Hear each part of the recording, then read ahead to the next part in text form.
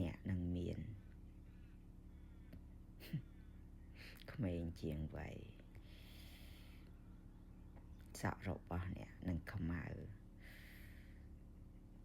មិនចាំបាច់លាបថ្នាំកម្លាំងរបស់អ្នកមហិមាហើយគ្រាន់តែអ្នកសមាធិគ្រប់ពេលវេលា22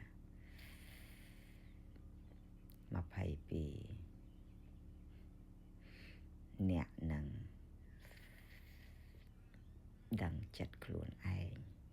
ហើយស្រឡាញ់ខ្លួនឯងបំផុតអ្នកនឹងជ្រើសរើសខ្លួនឯងជាអ្នកទី1មិនមែនអ្នកដទៃជាអ្នកទី1ព្រោះអីយើងកើតមកក៏តែឯងទៅវិញក៏តែឯងអញ្ចឹងអ្នកដែលយើងគួរបារម្ភនិង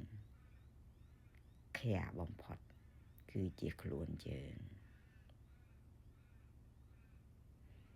ទី23អ្នកនឹងជាមនុស្សអស្ចារ្យបំផុតដែលអាចគ្រប់គ្រងខ្យល់ដង្ហើមរបស់ខ្លួនឯងបានគ្រប់ពេលវេលាទាំងអស់នេះគឺជាគុណប្រយោជន៍នៃការសមាធិប៉ុណ្ណឹងក៏មិនគ្រប់ទី24អ្នកត្រូវចេះហាត់ប្រាណ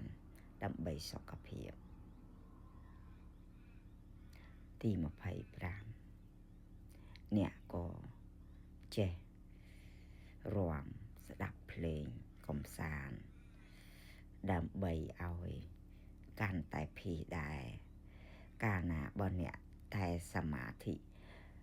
មិនមានការរាំស្ដាប់ភ្លេងឬធ្វើអ្វីដែលខ្លួនចូលចិត្តនោះទេអ្នកមិនអាចស្រូបលុយបានព្រោះអីអ្នកស្ងប់ជ្រុលទី26អ្នកត្រូវតែ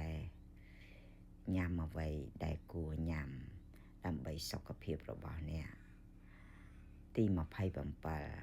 27ពេលមុនពេលអ្នកញ៉ាំ